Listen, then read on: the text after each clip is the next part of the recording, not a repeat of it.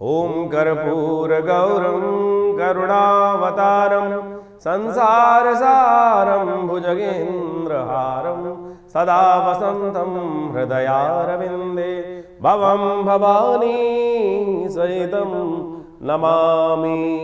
नमस्कार, स्वागत है आपका आचार्य वाणी में। मैं बात करने जा रहे हैं हम कन्या राशि वालों के लिए। कन्या राशि वालों के लिए जो समय है अब आने वाला, यदि हम बात करें विशेष तौर पर, ये समय जो फरवरी का मध्यकाल है, कन्या राशि वालों के लिए कैसा योग बना रहा है।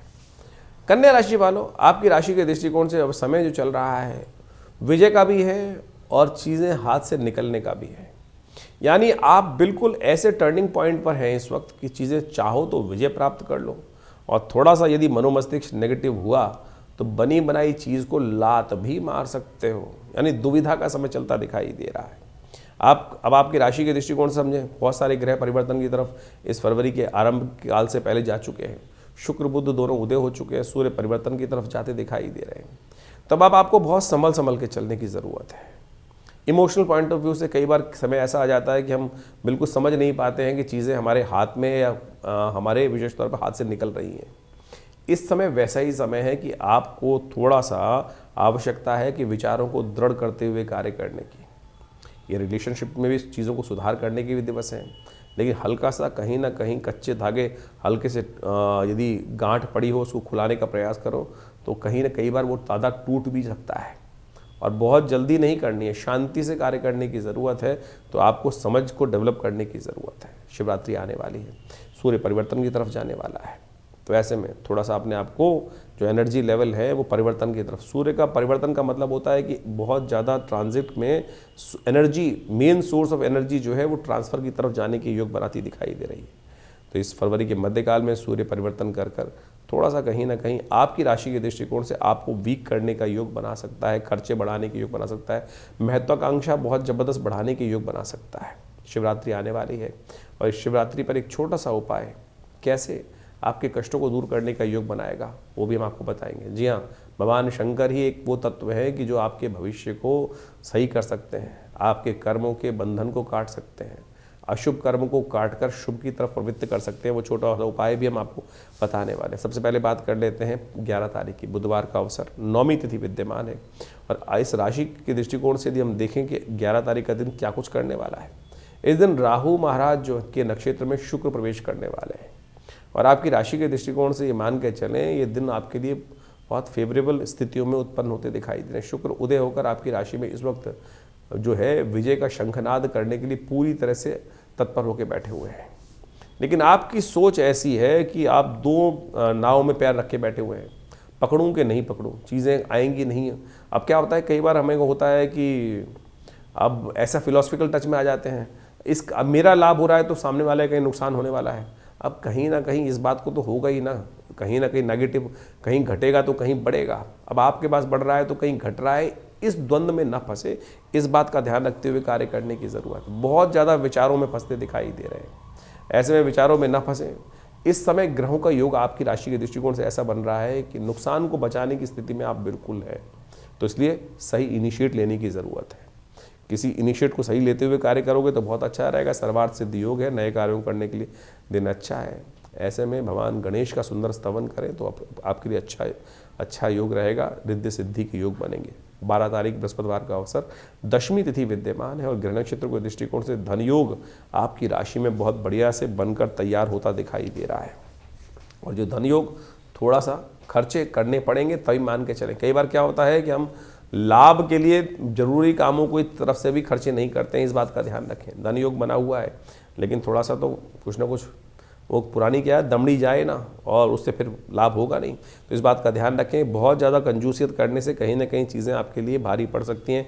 इस बात को आपको ध्यान रखते हुए कार्य करने की ज़रूरत है। भद्रा है दोपहर तक, इस बात का ध्यान रखें, नए कार्यों की तरफ उद्धृत ना हो, और उसके बाद चीज़ें आपके लिए अच्छी होने के योग बहुत जल्दी से बनते दिखाई दे रहे हैं। 13 तारीख का दिन शुक्रवार का अवसर, एकादशी तिथि है और ये वो तिथि है कि जिसके दिन यदि हम एक मुहूर्त में एक उपाय कर लें तो बड़े से बड़ी विपदा से, बड़े से बड़े कष्ट से, बड़े से बड़े शत्रु पर विजय प्राप्त करने के योग बन जाते हैं। भगवान राम ने भी ये व्रत किया था, ये कार्य किया था। वो भी हम आपको बताएंगे। पहले ग्रहों का योगा योग समझ लीजिए क्या है। आपकी राशि में कीर्ति योग बना हुआ है, चिंता ना करें, बिल्कुल कतई सोचने की नेगेटिव ज़रूरत है नहीं आपकी राशि के दृष्टिकोण से। जैसे होता है ना, बस वो पानी बह रहा है, बस हाथ धोने हैं, बहती गंगा में हाथ धोने का आप भी प्रयास कर लीजिए। ऐसा योग आपकी राशि में बदलने वाला है। किसी बड़े व्यक्ति की सहायता से, बुजुर्ग व्यक्ति की सहायता से, बड़े व्यक्ति के सजेशन से आपका जो स्थिति है उसमें महत्वपूर्ण परिवर्तन का योग बुद्धिमान व्यक्ति के साथ सपोर्ट से मिलने को तैयार बैठा हुआ है। तो इसलिए बहुत ज़्यादा आप नेगेटिव ना सोचें। इस समय कहीं ना कहीं बहुत ज़्यादा योगी वाली भाव मन में लाएंगे ना, कि जो काम संत महात्माओं वाली भाव मन में लाएंगे तो वो कहीं ना कहीं झोली खाली करा लोगे। इस बात का ध्यान रखते हुए कार्य करना आपके लिए बहुत ज़रूरी है। विजया एकादशी है। कैसे किया था भगवान राम ने? यदि आपका भी कोई कॉन्फ्लिक्ट चल रहा है तो ये उपाय कर लीजिए, कल्याण होगा। विजय एकादशी का बहुत अद्भुत पुण्य है। ये विजय एकादशी का जो मैटर बोल रहा हूँ ये हर जगह जाएगा। विजय एकादशी का शास्त्र में बहुत पुण्य कहा गया है। फागुन मास के कृष्ण पक्ष की जो एकादशी होती है उसको विजय एकादशी कहा जाता है। और ये विजय एकादशी विजय को देने वाली है। जीवन में कई बार अनेक प्रकार के कष्ट चल रहे होते हैं और हर कोई चाहता है कि संसार में हम विजय प्राप्त करें। भगवान राम सबसे भयावह युद्ध लड़ रहे थे रावण के साथ, जो त्रिलोक विजयी था। संसार में समस्त जो शक्तियाँ थी वो उसके अधीन ही थी। और जो भगवान विष्णु का जो सुदर्शन चक्र था उसको का सामना भी रावण कर चुका था। ऐसे में कहा जाता है भगवान राम और रावण का जब युद्ध हुआ तब भगवान राम ने इस विजय एकादशी के दिन शास्त्र के दृष्टिकोण से, महर्षि अगस्त के अनुसार से, भगवान राम ने भी विशेष एकादशी का व्रत किया था, शक्ति की उपासना करी थी। और कहा जाता है इसी व्रत की उपासना के कारण से भगवान राम ने रावण इत्यादि समस्त जो राक्षस इत्यादि थे उनका संहार किया, राक्षसों पर विजय प्राप्त की, लंका पर विजय प्राप्त करी थी। तो ये अद्भुत मुहूर्त है शास्त्र के दृष्टिकोण से। स्कंद पुराण में इसके ऊपर बहुत वर्णन, बृहद वर्णन मिलता है। आपके जीवन में भी कई बार युद्ध चल रहे होते हैं, कई मुकदमे चल रहे होते हैं। ऐसे में यदि पूर्ण विधि के अनुसार से षोडशोपचार व्रत रखते हुए इस समय में षोडशोपचार भगवान विष्णु का पूजन, पुरुष सूक्त से द्वारा भगवान विष्णु का पूजन यदि किया जाए तो कहा जाता है कि समस्त प्रकार के कष्टों से इस दिन, यदि कहा जाता है भारतीय संस्कृति के अनुसार से, शंख का पूजन कर कर, भगवान विष्णु का पूजन कर कर, शंखनाद करते हुए, भगवान का विशेष तौर पर शालिग्राम जी का पूजन करते हुए सिद्ध शंख को अपने घर में स्थापित कर लिया जाए तो भगवान विष्णु की कृपा से विजय प्राप्त करने की, विजय एकादशी के दिन अद्भुत योग बनते हैं। तो इस पुण्य पर्व पर आप इसका लाभ अवश्य लेने का प्रयास करें। ओम नमो नारायणाय, ये मंत्र का अद्भुत जप कर कर भगवान का विशेष पूजन किया जाता है, भगवान का विशेष यज्ञ किया जाता है, व्रत इत्यादि कर कर। व्रत का मतलब केवल भूख हड़ताल नहीं है। बहुत सारे लोग केवल इस बात को समझ जाते हैं कि व्रत का मतलब जो है वो केवल भोजन ना करना, सुबह से लेकर शाम तक भूखे रहें। और जब भूखे रहेंगे तो कई बार एंजाइटी बढ़ जाती है, गुस्सा अधिक आने लगता है, तो व्रत नहीं हुआ। व्रत का वास्तविक अर्थ है उपवास। भगवान की चरणों में अपने ध्यान को लगाकर अपने संकल्प के साथ उनका स्मरण करना और उस रास्ते को खोजने का प्रयास करना, आशीर्वाद को प्राप्त करने का प्रयास करना, तब तो उपवास हुआ। वास, उपवास, जहाँ वास जिस स्थान पर रहते हो उससे हटकर भगवान के श्री चरणों में वास करें, तब तो वो व्रत हुआ, तब तो उपवास हुआ। नहीं तो केवल शाब्दिक तौर पर हम भूख हड़ताल करके बैठ जाते हैं और संसार में अपने आप संसारिक कार्यों में लगे रहते हैं और फिर कहते हैं हमारा अनुष्ठान पूर्ण नहीं हुआ, मनोकामना सिद्ध नहीं हो रही है। तो वास्तविक तौर पर मंत्र जप वही है कि जहाँ भगवान के सानिध्य में उपवास करते हुए भगवान के श्री चरणों में जहाँ रहते हैं उससे हटकर भगवान के श्री चरणों में जाकर वास करने से ये कार्य सिद्ध होने के अद्भुत योग बन जाते हैं। तो इस विजय एकादशी पर अपने समस्त जीवन के जो जहाँ भी आप हार लग रही है आपको कि मार हो रहे हैं कि आगे हम बढ़ नहीं पा रहे हैं, तो इस शुभ योग का लाभ अवश्य लें। स्कंद पुराण में गलत नहीं लिखा हुआ है। तो इस समय में उस व्रत को कर कर माँ भगवती के आशीर्वाद से, भगवान के आशीर्वाद से विजय प्राप्त करने के योग बना सकते हैं। 14 तारीख का दिन आपकी राशि के दृष्टिकोण से कैसा योग बन रहा है जान लीजिए। शनिवार का अवसर है, द्वादशी तिथि इस दिन विद्यमान है और इस दिन मंगल महाराज अपनी शक्ति में पुनः आने वाले हैं। आपकी राशि के दृष्टिकोण से ध्यान रखने की ज़रूरत है। आपको थोड़ा सा कहीं ना कहीं नींद में खलल पड़ने के योग बनते दिखाई दे रहे हैं। कुछ न उधेड़ बुन मनोमस्तिष्क में हर समय चलती दिखाई दे रही है। मंगल अपने नक्षत्र में आ जाएगा तो कहीं ना कहीं थोड़ा सा उधेड़ बुन ज़्यादा मनोमस्तिष्क में होती दिखाई दे रही होगी। तो ऐसे में थोड़ा शांत भाव से समझते हुए चीज़ों को कार्य करने की ज़रूरत है, इस बात का ध्यान रखना।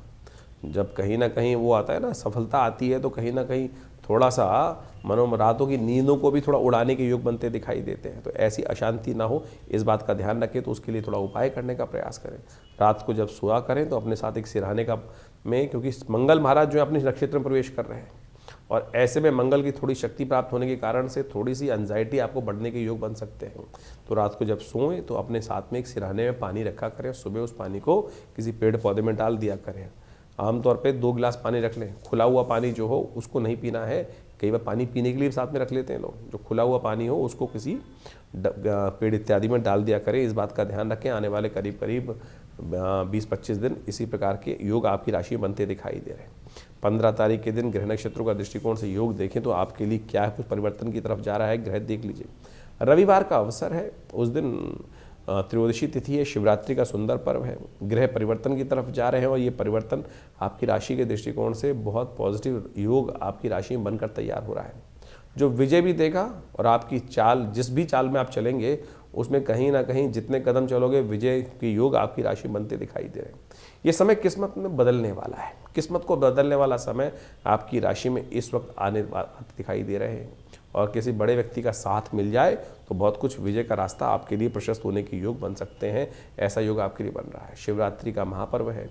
ऐसे में भगवान शिव की कृपा भी यदि मिल जाए भाग्य से तो बहुत कुछ आपको प्राप्त करने के योग बन सकते हैं। तो आपको विशेष तौर पर इस दिन विजय के रस से, भंग के रस से भगवान का अभिषेक करना चाहिए। ये आपके लिए बहुत कल्याणकारी रहेगा। दूर्वा भगवान को अर्पित करें और विजय का जो भंग का रस है वो भगवान को अर्पित करने का प्रयास करें। देखिएगा आपके लिए बहुत सुंदर योग शिवरात्रि पर बनकर तैयार है। एक छोटा सा उपाय ये जो आपको हमने बताया है, ये आपके लिए कल्याणकारी योग अवश्य बना के तैयार करेगा। शिवरात्रि का योग अपने आप में अद्भुत है। ये ऐसा दिवस है कि भगवान शंकर की कृपा से इस संसार में भावी मेट सके त्रिपुरारी। इस बात को ध्यान रखना चाहिए कि संसार के समस्त कष्ट भगवान शंकर की कृपा से अवश्य दूर हो जाते हैं और भगवान शंकर की कृपा प्राप्त करने का ये दिवस है। शास्त्र में बड़ी अद्भुत अद्भुत कथाएं इस दिवस के बारे में कही जाती हैं। एक तो बड़ी अद्भुत कथा है जो कही जाती है, एक लकड़हारे की कथा। फागुन का महीना चल रहा होता है और फागुन के महीने में बहुत प्राचीन कथा है कि भगवान शंकर का नाम तो अनायास भी ले लिया जाए, अज्ञानता में भी ली जाए, तब भी भगवान शंकर कृपा प्राप्त करने के योग बना देते हैं। और जो लकड़हारे की कथा है वो इसी बात को समझाती है। कहा जाता है, जो सबसे ज़्यादा कथा चलती है शास्त्रों में वर्णित है कि एक लकड़हारा जंगल में रात को कहीं भटक गया था और उसको ध्यान नहीं था कहाँ से घर पहुँचे वापस। तो रात्रि में अपने आप को बचाने के लिए जब जंगल में जानवर इत्यादि की आवाज़ आने लगी तो एक पेड़ पे चढ़ गया। देव योग से, भगवान की कृपा से वो एक बिल्वपत्र का वृक्ष था।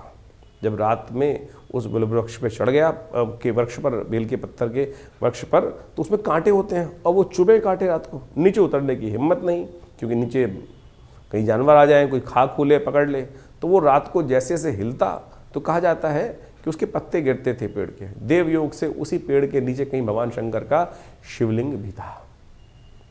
तो कहा जाता है कि वो जब हिलता था पेड़ से तो उससे पत्ते भी झड़ते थे। अब बसंत का महीना चल रहा होता है।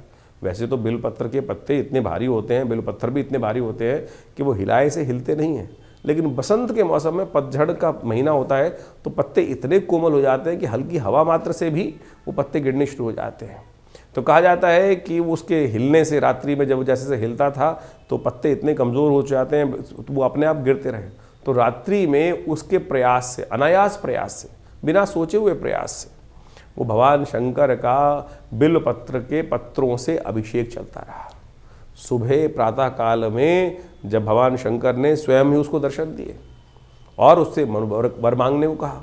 तो कथा का सार ये है कि भगवान तो अनायास ही प्रसन्न हो जाते हैं और जो फिर श्रद्धा विश्वास के साथ भगवान की आराधना करेंगे तो उनके लिए तो क्या होगा। तो ये काल जो है सोने का नहीं है। चारों पहर, रात्रि में चारों पहर भगवान की सुंदर आराधना करने का अवसर है। तो अवश्य इस दिन श्रद्धा के साथ, भगवान की श्रद्धा के साथ जितने बढ़िया तरीके से पूजा कर सकते हैं, श्रद्धा से ब्राह्मणों को बुलाकर, योग्य पंडितों को बुलाकर, या स्वयं आप अपनी श्रद्धा के साथ वो भगवान का जो मंत्र जो आपको याद हो। सबसे श्रेष्ठ तो मानस पूजा है। आत्मा तुम गिरजामती सहचरा प्राणा शरीरम गृहम पूजा ते विषयोग भोग रचना निद्रा समाधि स्थिता। ऐसी स्थिति पहुँचें कि जो भ्रमण कर रहा हूँ वो भी लगे भगवान का भजन करते हुए घूम रहा हूँ, जो सो रहा हूँ वो मेरी समाधि हो जाए भगवान। ऐसी समझे, भगवान के पूर्ण समर्पण करके बैठे कि जो आत्मा अपने आत्म भाव में जाकर भगवान के मंत्र का जप करने का प्रयास करें, जो स्मरण कर ले वो भगवान का मंत्र बन जाए। ऐसी स्थिति में यदि भगवान की आराधना हो सके, देह आत्म बुद्धि का जो भाव है वो अलग हो जाए और सीधा जो मन है वो परमात्मा के श्री चरणों में लग जाए, तब जाकर ऐसी स्थिति में यदि एक बार भी भगवान का वो मंत्र आपके मुख से निकल जाए तो कहा जाता है कि भगवान की समस्त जो इच्छाएं हैं, व्यक्ति की इच्छाएं पूर्ण हो जाती हैं। वो लकड़हारे की कथा समझो, जब रात को शेर की आवाज़ आती होगी, जंगल जानवर की आवाज़ आती होगी तो डरता होगा। डरने में क्या होता है कि मन एकाग्र हो जाता है, उस वक्त तो केवल भगवान की स्थिति आती है, स्थिति भगवान की याद आती है, एकाग्रता आ जाती है। और उस एकाग्रता में जब श्रद्धा के साथ वो बिल्व पत्र की वर्षा भी हो रही थी भगवान शंकर के शिवलिंग पर, तो वो अनायास ही भगवान का नाम का स्मरण भी हो रहा था, तो और वो पुण्य भी जाग रहा था। तो पुण्य जगाने का ये सुंदर रात्रि का अवसर है। कोशिश करें इस समय में बड़ी श्रद्धा के साथ, बहुत बड़े बड़े मंत्र नहीं याद है तो कोशिश करें ओम नमः शिवाय का जप करने। पंचाक्षरी मंत्र है ओम नमः शिवाय। यदि त्र्यंबकम यजामहे सुगंधिम पुष्टिवर्धनम ये याद है त्र्यंबक मंत्र तो बहुत शिष्ट रहेगा। एक बात और ध्यान कर लें, ये त्र्यंबक मंत्र है, हम त्र्यंबकम यजामहे सुगंधिम पुष्टिवर्धनम उर्वारुकमिव बंधनान मृत्योर्मुक्षीमामृतात्, ये त्र्यंबक मंत्र है, महामृत्युंजय नहीं है। महामृत्युंजय में तो वशिष्ठ जी के द्वारा बनाया गया मंत्र है। त्र्यंबक मंत्र जो है, जो त्रिवृत जो है, जो कहा गया है त्र्यंबकम यजामहे, मैं उस 3 नेत्र वाले भगवान की आराधना करता हूँ, उनको स्मरण करता हूँ जो इस संसार में मेरे को ज्ञान प्राप्त करने का योग बनाए। त्र्यंबकम यजामहे सुगंधिम पुष्टिवर्धनम, इस संसार में, और जब मैं संसार में, मेरे को संसार का वास्तविक ज्ञान हो दे। इसमें एक उदाहरण दिया गया है जो कहा जाता है, जिस प्रकार से खरबूजा होता है, जब खरबूजा पक जाता है तो वो अपने आप अपनी उस डंठल से छूट जाता है। तो ऐसे मेरे को ज्ञान प्राप्त करे कि संसार से विरक्त हो जाऊं कि पता भी ना चले कि कैसे। कहा जाता है कि जब संसार से व्यक्ति विरक्त होता है तो बड़ा कष्ट होता है, लेकिन यहाँ वो भाव को उपस्थित किया गया है कि भगवान शंकर का नाम स्मरण करके अमृतत्व को प्राप्त हों और ऐसे इस शरीर से दूर हूँ, भाव से दूर हूँ कि जैसे वो खरबूजा पक जाता है तो अपने आप ही छूट जाता है और भगवान के श्री चरणों में भक्ति प्राप्त हो जाती है। तो इस प्रकार से हमको वो भक्ति प्राप्त हो। ये त्र्यंबक मंत्र है, इसको वेद का मंत्र बोला जाता है। त्र्यंबकम यजामहे सुगंधिम पुष्टिवर्धनम उर्वारुकमिव बंधनान् मृत्योर्मुक्षीमामृतात्। और देवासुर संग्राम के समय में कहा जाता है महर्षि वशिष्ठ ने महामृत्युंजय मंत्र का सृजन किया। महामृत्युंजय मंत्र वशिष्ठ के द्वारा बनाया गया। ओम हौं जूं सह ओम भूर्भुवस्वः ओम त्र्यंबकम यजामहे सुगंधिम पुष्टिवर्धनम उर्वारुकमिव बंधनान् मृत्योर्मुक्षीमामृतात् स्वभू ओम सह जूं हों ओम। ये महामृत्युंजय मंत्र हुआ। बड़ी श्रद्धा से इस मंत्र का श्रवण करने से कहा जाता है कैसा ही शरीर कष्ट हो, स्वास्थ्य का कष्ट का योग हो, जीवन में कुंडली में ऐसा योग बना हुआ या देव योग से कुछ ऐसी स्थिति बन गई कि संसार में कुछ ऐसा रोग हो गया, तो तब श्रद्धा के साथ इस महामृत्युंजय मंत्र का सानिध्य लेने से भगवान की कृपा से शारीरिक भयंकर से भयंकर शारीरिक कष्ट भी जीवन से दूर होने का योग बन जाता है। तो अवश्य इस पुण्य काल में शिवरात्रि के दिन यदि श्रद्धा के साथ जितना समय हो उसमें अवश्य इस किसी भी मंत्र का जप करते हुए आप भगवान का अभिषेक, दुग्धाभिषेक, जलाभिषेक, गंधोदक से, इच्छू रस से, जैसे जैसे मनोकामनाएं उसको पूर्ण करने के लिए व्यवस्थाओं का पालन करते हुए चीज़ों को करने का प्रयास कीजिए। मनोकामना से श्रद्धा से पूर्ण करने जो कर्म किया जाता है वो भगवान की कृपा से मनोकामना सिद्धि का योग बनाता है। विवेकानंद योगाश्रम में इस दिन बड़ा विशेष कार्यक्रम रखा जाता है। शाम के समय से लेकर बड़ा रुद्राभिषेक कार्यक्रम रहेगा, तो आप सबको उसके लिए साधारण निमंत्रण है। जितने भी लोग आते हैं वो सब पार्थिव शिवलिंग का निर्माण करते हैं भगवान के, और सवा लाख के आसपास भगवान शंकर के पार्थिव शिवलिंग का निर्माण कर उनका रुद्राष्टाध्यायी के द्वारा पूजन चलता है। शाम को करीब 6 बजे से ये कार्यक्रम आरंभ हो जाएगा। 5 बजे यज्ञ रहेगा। उस दिन भगवान का रुद्र यज्ञ, भगवान के विभिन्न मंत्रों से यज्ञ रहेगा। 6 बजे से रुद्राभिषेक आरंभ होगा, जो विभिन्न प्रकार से मनोकामनाओं सिद्धि के लिए अद्भुत रूप से सहायक सिद्ध होगा। आप भी उसमें स्वयं आ सकते हैं। अपने स्थान को आरक्षित करने के लिए विशेष तौर पर जो फ़ोन नंबर्स दिए हुए हैं उन पर संपर्क साधकर भगवान की कृपा प्राप्त करने के लिए। अद्भुत भगवान का बड़ा विशाल शिवलिंग है और फूलों के द्वारा विशेष शिवलिंग को भी बनाए जाते हैं, मृतिका के द्वारा शिवलिंग बनाए जाते हैं, और पूरा षोडशोपचार भगवान का पूजन श्रद्धा के साथ रुद्राष्टाध्यायी का पाठ करते हुए भगवान का विभिन्न दूध से, घी से, इच्छू रस से और जलित से, गंगा जल से इत्यादि से, भस्म से, सब प्रकार से भगवान का अभिषेक सुंदर रूप से चलता है। रुद्र कथा का कार्यक्रम रहता है, बड़ा विशाल कार्यक्रम रहेगा। दिल्ली में विवेकानंद योग आश्रम लक्ष्मी नगर स्थित में पिछले बहुत वर्षों से ये कार्यक्रम आश्रम में चलता आया है, 60-70 सालों से। आप भी इस कार्यक्रम में इस अवसर पर अवश्य आएँ। यदि दिल्ली में हैं तो आप सादर आमंत्रित हैं। जमुना पार्क लक्ष्मी नगर विवेकानंद योग आश्रम में ये विशेष कार्यक्रम में अपना स्थान आरक्षित कर उसमें हमारे साथ बैठे, यज्ञ करें, रुद्राभिषेक करें। भगवान की कृपा प्राप्त करने का सुंदर योग है। यज्ञ कर इस शिवरात्रि के दिन अपने मनोमस्तिष्क को ठीक करने का प्रयास करें, ईश्वर के सानिध्य में बैठने का प्रयास करें। और जो कहीं ग्रहों जन्म प्रभाव के अनुसार से कहीं ना कहीं कष्ट के योग चल रहे हैं, वो सब जो कष्ट जो है वो भगवान शंकर की कृपा से दूर होने का अद्भुत योग है। उसमें उसका सहारा लेने का प्रयास कीजिए। कन्या राशि वालों के लिए 16 तारीख की ग्रह गणना क्या कुछ कह रही है वो भी जान लीजिए। उस दिन सोमवार का अवसर है, चतुर्दशी तिथि विद्यमान है और आपकी राशि में एक बहुत महत्वपूर्ण ग्रह को ताकत प्राप्त होने के योग बन रहे हैं। लेकिन ध्यान रखना, ये ग्रह जो ताकत प्राप्त करने के बुध महाराज जो आपकी राशि के स्वामी हैं, वो बृहस्पति के नक्षत्र में प्रवेश कर रहे हैं। बुध का एक बड़ा विचित्र योग होता है। बुध जो हैं वो विशेष तौर पर जैसे ग्रह के साथ बैठते हैं वैसे ही बन जाते हैं। तो ध्यान रखना, बुध बृहस्पति के नक्षत्र में जाने के कारण से बहुत ज़्यादा आपके लिए धर्म हर चीज़ में।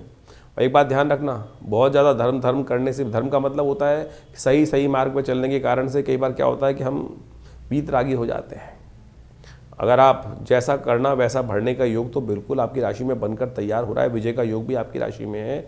लेकिन यदि संसारी हो तो संसार की तरह बनो, यानी यदि संसार में रह रहे हो, गृहस्थ आश्रम में रह रहे हो तो गृहस्थ आश्रम की तरह सोचने का प्रयास करो। यदि वीतरागी हो तो वीतरागी की तरह सोचो। इस बात का ध्यान रखना, जैसा देश वैसा भेष, इस बात को सोचते हुए कार्य करने की ज़रूरत है। इन दिनों बुध महाराज बृहस्पति के नक्षत्र में जाने के कारण से कुछ आने वाले 10-1 दिनों तक आपके मनोमस्तिष्क में ऐसा हो सकता है कि मुझे ये नहीं करना चाहिए, मुझे ये नहीं करना चाहिए, मुझे ये नहीं करना चाहिए, अच्छे व्यक्ति को ये नहीं करना चाहिए। तो संसार के दृष्टिकोण से जैसा आपके व्यवस्था हो उसको वैसा भाव समझते हुए कार्य करोगे तो अच्छा रहेगा। नहीं तो ऐसा हो सकता है कि बना बनाया काम आपके इस फिलॉसफिकल टच के कारण से आपके हाथ से चीज़ें निकल जाएं। इस बात को समझते हुए कार्य करने की ज़रूरत आपको दिखाई देती है। 17 तारीख मंगलवार का अवसर, अमावस्या तिथि इस दिन विद्यमान है और ऐसे में विशेष तौर पर आपकी राशि में जो ग्रहों का योग बन रहा है वो आपको कहीं ना कहीं सफलता की तरफ अग्रसित करता दिखाई दे रहा है। ये ग्रहों का परिवर्तन जो योग है ये साफ साफ दिखा रहा है कि जैसा करोगे वैसा भरोगे। अच्छा करोगे तो अच्छा, नेगेटिव करोगे तो नेगेटिव। तो इस बात को समझते हुए कार्य करने की ज़रूरत है। अमावस्या की तिथि है और अमावस्या की तिथि इस बार मंगलवार के दिन पड़ रही है। फागुन की अमावस्या जो पुष्कर नाम का योग बनाकर तैयार कर रही है। शास्त्र में इस तिथि को कहा जाता है कि युगादि तिथि मानी जाती है। इस दिन कोई युग का भी आरंभ माना जाता है। तो इस दिन अपने पितरों के निमित्त अवश्य कुछ खास उपाय करने चाहिए। जो 17 तारीख की अमावस्या मंगलवार के दिन पड़ रही है, भौमवती अमावस्या योग पड़ रहा है जो, ये बहुत शुभ है। फागुन मास की अमावस्या शास्त्र के दृष्टिकोण से कहा जाती है कि यदि मंगलवार को पड़ जाए तो ये कहीं ना कहीं बहुत सुंदर योग बनाती है। और इस योग के अंदर, शास्त्र के अंदर कहा जाता है कि उड़द की दाल और दही का दान करने से, उड़द की दाल और दही का, क्योंकि इस दिन युग भी आरंभ हुआ था। कहा जाता है कि फागुन मास के दिन जो अमावस्या पड़ती है, फागुन के महीने में अमावस्या जो पड़ती है, उससे कुछ युग को भी आरंभ। देखिए, ये शास्त्र के दृष्टिकोण समझे कि केवल चतुर्युगी नहीं है। ये चतुर्युगी तो एक छोटी साइकिल है, इसमें अनेक बार वो युग हो चुके हैं। क्योंकि इस वक्त जिस हम योग में चल रहे हैं वही वस्वत मनवंतर में इस वक्त चल रहे हैं, कलयुग के प्रथम चरण में चल रहे हैं। और एक अनेक बार संसार में रचना होती है। तो शास्त्र के दृष्टिकोण से कहा जाता है इस तिथि को युग का आरंभ भी माना जाता है। तो इस दिन अवश्य पिंडदान करना चाहिए, अपने पितरों के निमित्त पूजन करना चाहिए।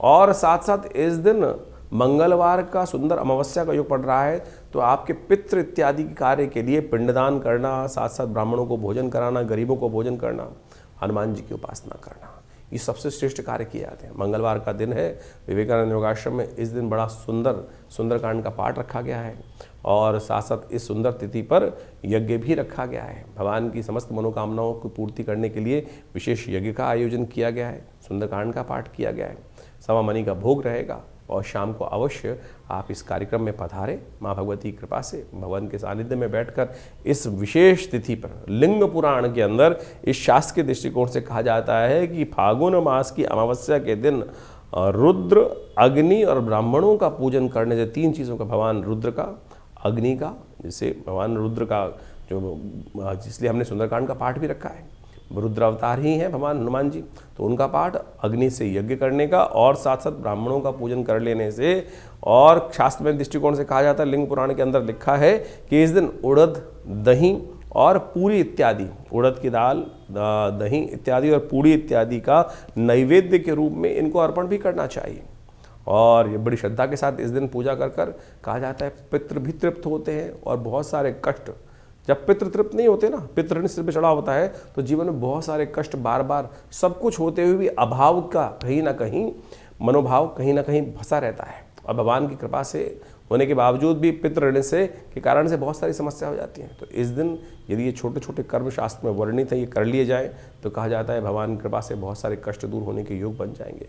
तो इस सुंदर पर्व पर विवेकानंद योगाश्रम में पितृ के निमित्त यज्ञ भी रखा गया है। भगवान शंकर का पूजन, हनुमान जी का पूजन, ब्राह्मणों का भोजन और साथ साथ अग्नि के द्वारा यज्ञ भी करने की व्यवस्था करी जा रही है। तो आप अवश्य इस सुंदर कार्यक्रम में भाग लें। अपने नाम से भी यदि आप बहुत दूर बैठे नहीं आ पा रहे हैं तो उसमें व्यवस्था रहती है, आप पूरी फ़ोन पे बात कर कर अपना स्थान आरक्षित करें। विवेकानंद योगाश्रम समय समय पर बहुत सारे जो अनुष्ठान इत्यादि कार्य हैं श्रद्धा के साथ चलते ही रहते हैं। यहाँ पर महीने में करीब करीब 10 से 12 भंडारे तो समय समय पर हम आपको उसमें निमंत्रण देते ही रहते हैं, और उसमें विभिन्न यज्ञ इत्यादि, कथा इत्यादि, रुद्राभिषेक इत्यादि समय समय पर बहुत सारे कार्यक्रम हैं। तो इस 17 तारीख को विशेष कार्यक्रम में आप सब सादर आमंत्रित हैं। भगवान की कृपा से ये बहुत पुण्य का पर्व है। इस दिन छोटे छोटे कर्म माँ भगवती की कृपा से कष्ट को दूर करने के जीवन के में योग अवश्य बनाएंगे। कन्या राशि वालों के लिए 18 तारीख का दिन बुधवार का अवसर है। प्रतिपदा तिथि है, फागुन मास का शुक्ल पक्ष आरंभ हो रहा है, और आपकी राशि के दृष्टिकोण से ग्रह परिवर्तन की तरफ जा रहे हैं। तो ऐसे में आपकी राशि के दृष्टिकोण से थोड़ा सा आपको अपने आप को बैलेंस करते हुए चलना है। सूर्य, बुध, शुक्र और चंद्रमा चारों ग्रह आपकी राशि में एक स्थान पर बैठे हुए हैं। ये कहीं ना कहीं थोड़ा मानसिक अवसाद देने के योग बना सकते हैं। थोड़ा सा इमोशनल टच अपने आप को बैलेंस रखते हुए करें। बहुत ज़्यादा हर चीज़ में इन्वॉल्व ना हो। किसी भी चीज़ में डीपली इन्वॉल्व होने के कारण से कई बार क्या होता है, बहुत ज़्यादा ज्ञान बाह्य सुपरफिशियल तौर पे देखने का प्रयास करें। सब दिन एक समान नहीं होते, कभी दिन वीक होता है, तो थोड़ा वीक दिन है, निकल जाएगा, चिंता ना करें। तो उसके लिए थोड़ा सा उपाय करने का प्रयास कर लीजिए।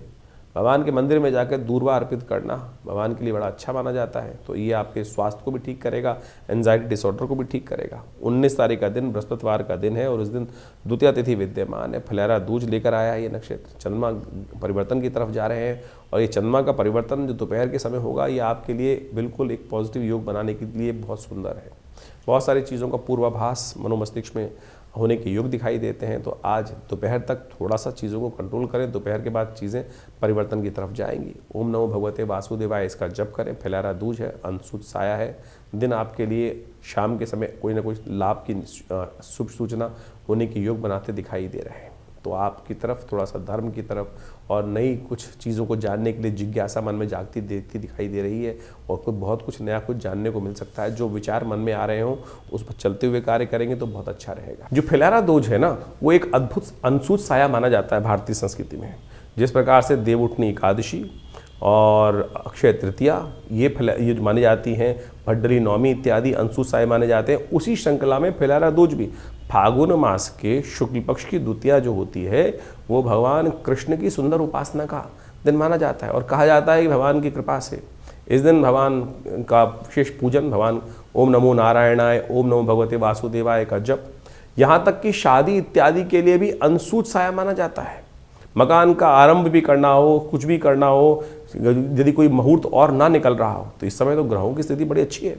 शुक्र भी उदय होकर बैठे हैं, बुध भी उदय होकर बैठे हैं। तो आप इस सुंदर तिथि का लाभ, कुछ भी कोई मुहूर्त करना हो तो इस तिथि का अवश्य लाभ लेने का प्रयास करें। 19 फरवरी का दिन अपने आप में एक बहुत शुभ अंशुत साया है। किसी भी चीज़ को करने से उसका रिजल्ट अवश्य आपको पॉजिटिव मिलने के योग बहुत सुंदर तरीके से बनते दिखाई देंगे। तो इस स्थिति में कोई भी कार्य आरंभ करना हो तो अवश्य उस स्थिति का लाभ लेते हुए कार्य करें। कन्या राशि वालों के लिए 20 तारीख का दिन ग्रह नक्षत्रों के दृष्टिकोण से क्या कुछ करने जा रहा है जान लीजिए। शुक्रवार का अवसर है, तृतीया तिथि विद्यमान है, और ये कुछ खोज करने वाला दिन दिखाई देता है।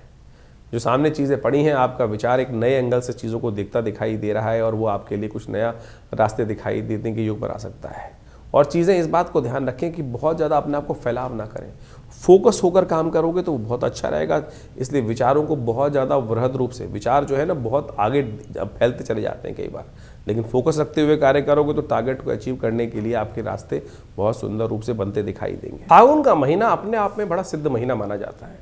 इस फागुन के महीने में कहा जाता है कि भगवान शंकर, भगवान कृष्ण की सुंदर उपासना करने से बहुत सारे मनोरथ सिद्ध होने के योग बन जाते हैं।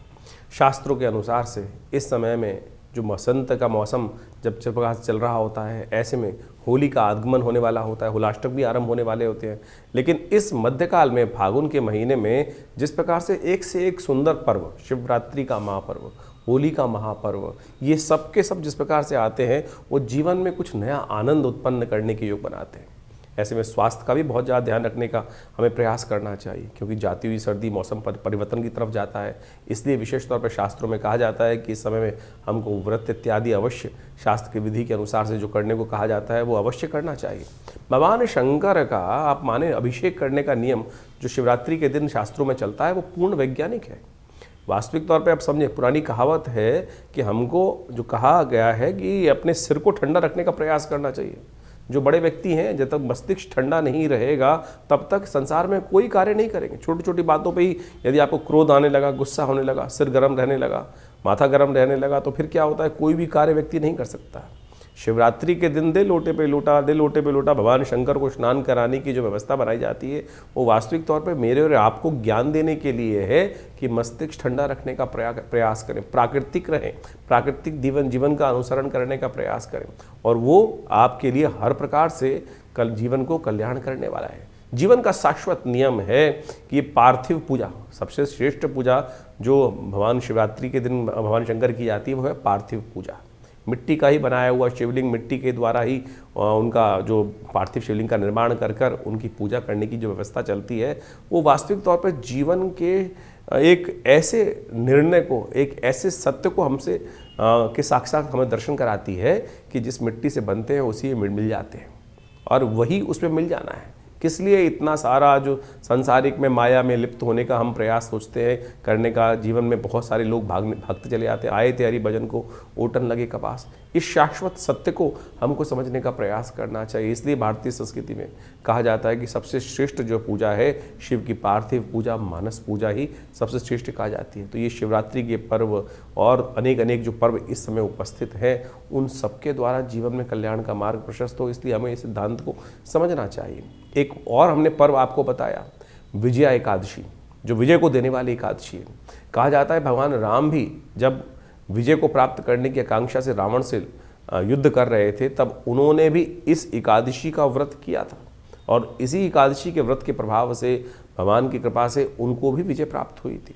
यानी इस संसार में जो कुछ भी यवन मात ब्रह्मांड में दिखाई देता है वो प्रभु की कृपा से ही बनता है और प्रभु की कृपा, प्रभु का आशीर्वाद प्राप्त करने कर हम बहुत सारे अपने मनोवांछित इच्छाओं को पूर्ण करने की तरफ जा सकते हैं।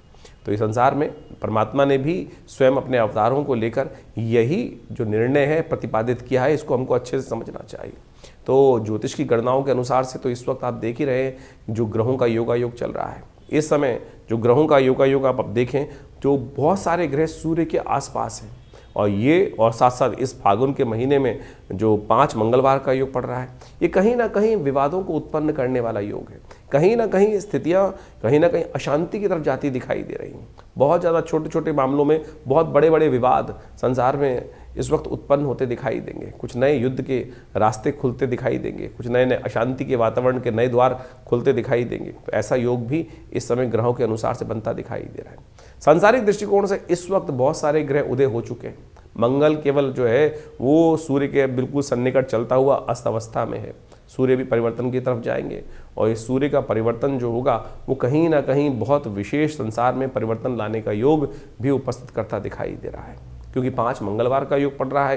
ये कहीं ना कहीं प्राकृतिक आपदाओं की तरफ, कुछ दुर्घटनाओं की तरफ भी थोड़ा संसार को आशंकित करने का प्रयास कर सकता है। तो ऐसे में हम अपने स्वास्थ्य का भी ध्यान रखें, परमात्मा का भजन लगातार करते रहें। अकाल मृत्यु को हरने वाला यदि कोई पर्व हो सकता है तो वो शिवरात्रि का पर्व ही है। भगवान महामृत्युंजय को प्रसन्न कर कर, भगवान शंकर को प्रसन्न कर कर यदि हम छोटे छोटे उपाय जो शास्त्र में वर्णित हैं उनको करें, भगवान शंकर पर दुग्धाभिषेक, घृताभिषेक और गंधोदक से अभिषेक, और वो सब जो शास्त्र में नियम बताए गए हैं वो अनेक मनोरथों को सिद्ध करने वाले हैं, संसार की समस्त इच्छाओं को भी पूर्ण करने वाले हैं। जैसे कहा जाता है कि यदि दुग्ध का अभिषेक किया जाए तो पुष्टि को देता है, वहीं यदि गंगा जल से अभिषेक किया जाए तो वो संसार की बहुत सारी आकांक्षाओं को पूर्ण करने का योग बनाता है। यदि घर में समृद्धि की जो आकांक्षा मनोमस्तिष्क चल रही हो तो कहा जाता है गन्ने के रस से भगवान का अभिषेक कर देना चाहिए। तो हमारे यहाँ कई प्रकार से, हर प्रकार से भगवान के जो अपनी संसार के लोगों की मनोकामनाओं को पूर्ण करने के लिए जो वेद में मंत्र दिए गए हैं, ऋचाएँ दी गई हैं यजुर्वेद संहिता के अंदर, जिसमें रुद्राष्टाध्यायी जो है यजुर्वेद संहिता के जो मंत्रों से गणानान्त्वा गणपतिगुं हवामहे से आरंभ होकर पूरा 8 अध्याय पूरा जो नमक चमक से पाठ चलता है, भगवान की अभिषेक होते हैं विभिन्न अष्टाध्यायी के द्वारा, वो विभिन्न मनोकामनाओं की, संसार की मनोकामनाओं को पूर्ण करने के लिए है। और ऐसा कोई कहा जाता है कि सुख नहीं है कि जिसकी आकांक्षा आप न करें और वो संसार में आपको न प्राप्त हो, केवल श्रद्धा की आवश्यकता है, विश्वास की आवश्यकता है। तो इस शिवरात्रि पर विवेकानंद योगाश्रम में हमने बहुत भव्य कार्यक्रम रखा है, आप सब उसमें सम्मिलित हो सकते हैं और समय समय पर विभिन्न कार्यक्रम समय समय पर चलते ही रहते हैं, उन सबको आप अवश्य उसका लाभ लेते रहें और भगवान की कृपा से आपके जीवन के कष्ट दूर होने के अद्भुत योग बनते रहेंगे। और समय समय पर जो कार्यक्रम के बारे में हम आपको सूचना देते रहते हैं अपने कार्यक्रम के माध्यम से, उसमें आप जुड़िए। महाभगवती कृपा से जो आश्रम में भगवती का सुंदर शिव विग्रह विराजमान है, उनकी कृपा से हज़ारों लोगों की मनोकामना ठीक हुई है, कष्ट दूर हुए हैं। तो भगवान करे आपके भी जीवन के कष्ट बहुत जल्दी दुख दूर हो, मनोकामना पूर्ण हो, ईश्वर की कृपा आप पर बनी रहे।